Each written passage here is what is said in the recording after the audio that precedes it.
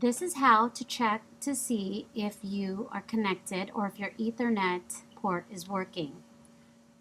Go to the menu bar and click on the Apple. Go to System Preferences. Click on Network. And as you can see, my Ethernet is not connected. If it were connected, the lights on the Ethernet would be green. As you can see, it is not connected.